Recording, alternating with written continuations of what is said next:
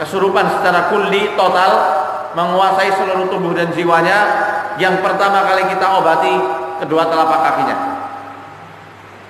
Kasih garam, 7 helai daun bidara, tumbuk itu semua. Sama apa waktu itu kita? Mawar ya, bunga mawar itu cepat menyerapnya. Menyerap sihir-sihir yang ada di kaki. Wallahu a'lam bishawab. Ya. Khususnya ini, yang jelas penyakit yang diderita Nabi Ayub alaihissalam itu adalah penyakit yang tidak pernah Allah timpakan kepada seorang pun sebelum Nabi Ayub, dan tidak pernah ditimpakan oleh orang setelahnya Nabi Ayub alaihissalam. Jadi penyakit langka, saking kerasnya penyakit tersebut dan saking parahnya, Allah tidak pernah menimpakan kepada orang-orang sebelum beliau dan setelahnya.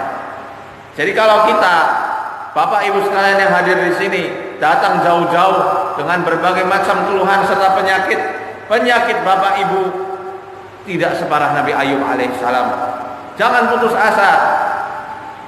Ya. Apa yang dikatakan Nabi Ayub dalam tafsir Ibnu Katsir, ketika istrinya saat itu karena saking kasihannya sama Nabi Ayub alaihissalam,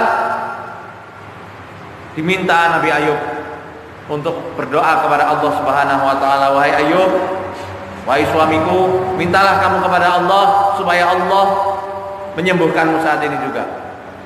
Pasti doanya Nabi dan Rasul, kalau Nabi Ayub saat itu mau, beliau langsung berdoa, bisa langsung Allah sembuhkan. Tapi apa jawaban Nabi Ayub? Menakjubkan sekali. Wahai istriku, wahai hak, katanya, celakalah engkau. Kita diberi kenikmatan selama 70 tahun. Selama 70 tahun kita senang-senang, kita baru ditimpa selama sekian tahun saja sudah mengeluh kepengen langsung disembuhkan. Hebatnya, Masya Allah. Ini kuatnya para Nabi dan Rasul. Dengan penyakit yang separah itu, penyakit yang tidak pernah ada setelah dan sebelumnya, beliau tidak langsung kepengen, ya Allah sembuhkan aku, tidak. Beliau kepengen meraih kesabaran, mempersembahkan kesabaran beliau kepada Allah Subhanahu wa taala.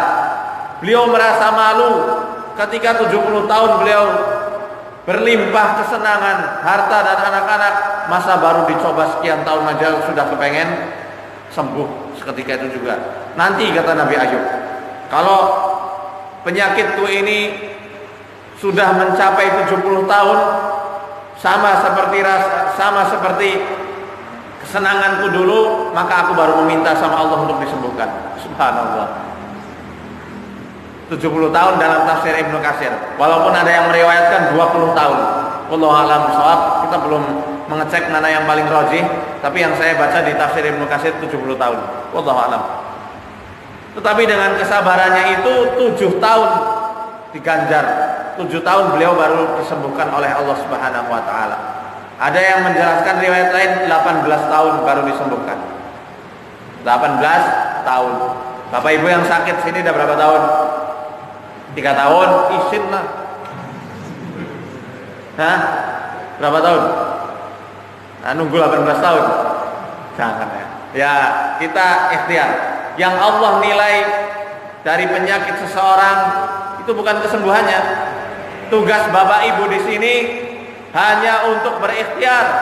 Allah melihat ikhtiar Bapak Ibu.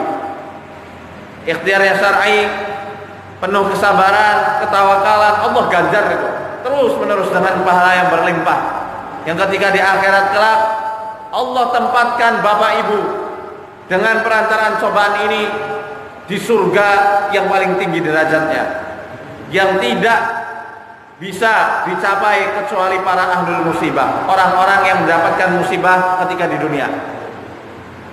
Hadis riwayat Tirmidzi, sanadnya hasan. Ya, seperti itu. Bapak Ibu berobat misalnya, nggak usah nyari sembuh. Ya memang kita nyari sembuh ya, tapi nggak usah nuntut sembuh. Ngoyo, pokoknya aku sekali berobat sama peruqyah di Trans 7 itu harus sembuh saat itu juga. Mimpi. Saya bukan penyembuh.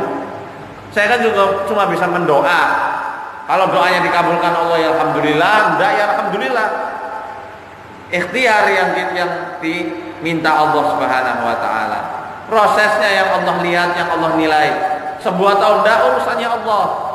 Bahkan ketika bapak ibu ya meninggal dalam keadaan sakit tersebut, Allah catat dan itu nilai plus di sisi Allah Subhanahu wa taala untuk mendapatkan tiket surga tertinggi ketika menjalaninya dalam keadaan sabar dan ikhlas.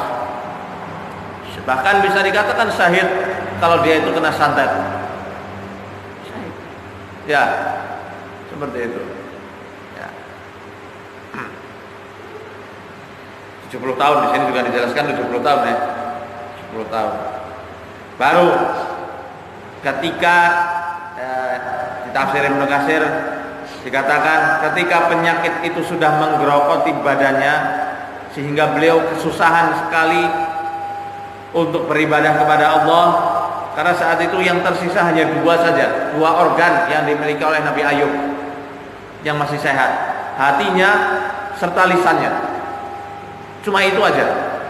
Bayangkan luka seluruh tubuh, Allah alam ya, jelas ini katakannya luka, tapi yang lain-lainnya tidak pernah dijelaskan dalam sebuah hadis pun ya. Luka seluruh tubuh, yang tersisa yang sehat itu cuma lisan sama hatinya aja. Itu pun digunakan untuk berzikir selalu kepada Allah Subhanahu wa taala. Adapun yang meriwayatkan bahwasanya tubuhnya sampai digerogoti ulat, itu saya belum menemukan di hadis.